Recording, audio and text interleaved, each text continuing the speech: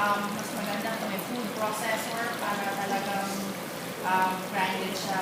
Kasi mash-mash lang, may konting buo-buo. Is it cooked already? Boiled? It's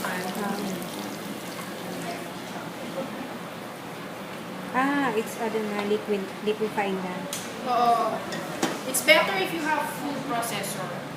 Kasi if you have fruit, or kung wala, yun nga, you mash it. Yung mash na ano. So we let it simmer. Yan.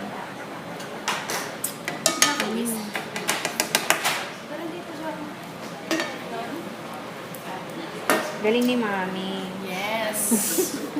Tapos, this is chicken broth. Or you can add water or the Knorr cubes. For taste. Yes. But this is chicken broth talaga. The real chicken broth.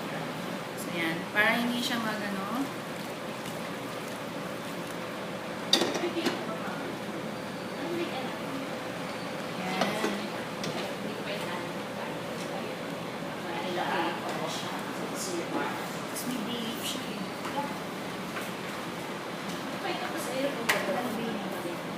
Marjoram. Magkano na lang tayo food to taste na naman.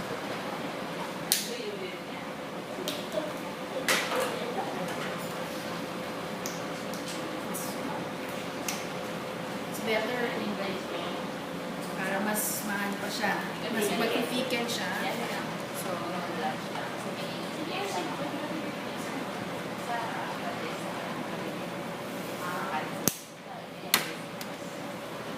wala kayong crush mo? Wala eh.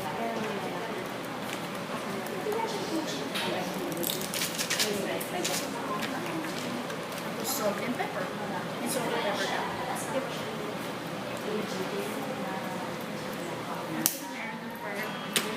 Do you include a little sugar? Ha? A little sugar, do you include?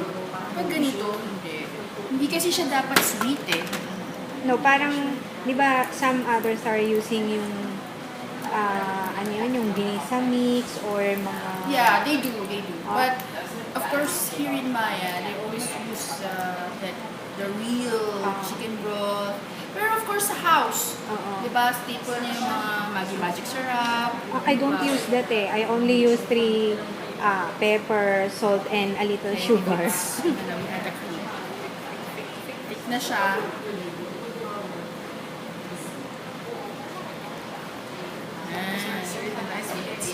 Yes. Oh, it's creamy na. Yan. Yummy. Kain na tayo. Sarap.